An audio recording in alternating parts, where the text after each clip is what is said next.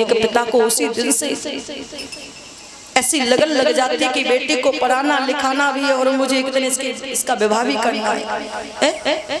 जीवन भर की कमाई एक बाप अपनी बेटी के ब्याह में लगा देता है और फिर भी दहेज के लोभी कहते हैं कि दिया ही क्या तेरे बाप ने। ससुराल में बेटी जाती है, कह के ले गए थे कि रानी बना करके रखेंगे, और ससुराल में पहुंची तो नौकरानियों जैसी भी कदर नहीं की उनकी, ताने देने लगे, ऐसे ऐसे बोलने लगे कि बेटियां घुट घुट करके जीने लगी हैं, रोती हैं, कहीं सास अच्छी नहीं है तो कहीं पति अच्छा नहीं निकला घर में। इतना पिता के घर में सुख चैन पाया था, जो खुल करके हंसने वाली बेटी थी ससुराल में जाकर के मुंह बंद करके हंसने लगी है। जो सबसे पहले सोने वाली बेटी थी, सब ससुराल में जाकर के सबको सुलाने के बाद में सोती है। जो सबसे पहले खाने वाली बेटी थी, ससुराल में सबको खिलाने के बाद में खाती है। कभी बच जाता है तो खा लेती है, नहीं तो बस ऐसे सो जाती है। अपनी इच्छाओं को बुला करके अपने पति की मनोकामना पूरी करने के लिए, लंबी आयु करने के लिए भगवान से प्रार्थना करती है, रोजाना पूजा करती है, रोजाना सबकी सेवा करती है, सबका ख्याल रखती है, लेकिन उसका ख्याल रखने वाला कोई नहीं है। उससे कोई ये पूछने वाला नहीं है कि तूने कुछ खाया है नहीं खाया, आज तेरी तबीयत खराब है, तूने आराम किया है कि नहीं किया, आज तू रहने दे, आज हम काम कर लेंगे, ये कहने वाला कोई नहीं है। ये बेटियां कितनी बदल जाती हैं। इतना सा दुख सहन नहीं होता था, लेकिन शादी होने के बाद में इतना बड़ा दुख सहन करने लग गई।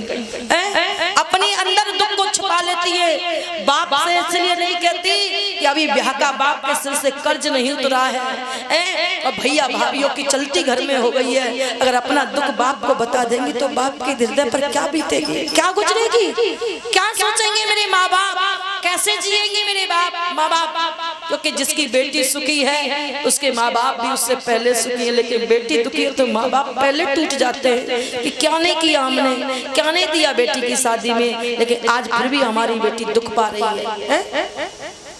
लोग कहते हैं तेरे बाप का घर नहीं है जो यहाँ तेरी चलेगी।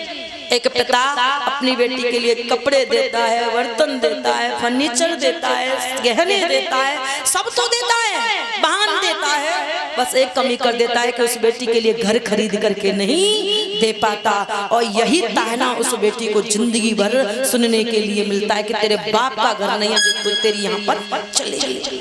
काश ये सब चीज लेने की जगह घर खरीद करके दे दे तो कम से कम बेटी ये तो कह दे कि हाँ मेरे बाप का घर है, मेरे बाप का घर है ये, बस सहन करती हैं। एक अच्छी और एक संस्कारी कन्या रिश्ते निभाने के लिए, चाहे पति शराबी है, जुआरी है, कैसा भी है, लाचार है, गरीब है, अमीर, कैसा भी है, जैसा भी मिला है पिता ने जैसा वर चुना है उसी के साथ में सारा जीवन काट देती है।